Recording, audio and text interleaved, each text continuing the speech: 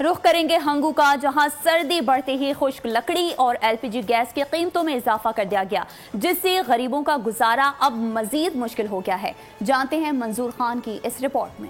मौसम सरमा शुरू होती ही हश्क लकड़ी महंगी कर दी गई। एलपीजी गैस का घरेलू सिलेंडर 3100 रुपए तक पहुंच गया। महंगी गैस का मुतबादिल ईंधन लकड़ी भी शहरियों की पहुंच से दूर होने लगी। गरीब का चूल्हा ठंडा पड़ गया। हुकूमत तो बड़े बड़े दावे कर रही थी कि हम इस महंगाई में आवाम को सब्सिडी देंगे, लेकिन सब्सिडी तो नहीं मिली, बल्कि महंगाई ने और शिद्दत इख्तियार कर ली है।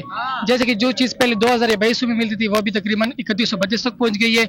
सर्दियों की आधी लकड़ी भी महंगी हो गई है और हुकूमत से हमारी ये दरख्वास्त है कि वो इसके ऊपर कोई वो लें कि एक्शन लें ताकि महंगाई थोड़ी कम हो जाए। शहर में गैस प्रेशर में कमी और लोड शेडिंग के बाद शहरी लकड़ी जलाने पर मजबूर हैं। दूसरी जानिब तंदूर और होटल मालिकान ने भी गैस और लकड़ी महंगी होने पर रोटी की कीमत बढ़ा दी। महंगे बहुत ज्यादा हो गया, इसलिए हमको जो सिलेंडर गैस है वो भी हमको 2500-2600 के मिलते हैं, अभी महंगा हो गया 3100-3200 के मिलते हैं। इसी की वजह से तो लकड़ी पे वो भी मतलब महंगा हो गया। इसकी वजह से हम दुकानदारों को भी महंगाई के सामना करना पड़ रहा है। यहाँ के शहरियों ने हुकाम बाला से मुतालबा किया है कि लकड़ी और एलपीजी की बढ़ती कीमतों को कंट्रोल की जाए।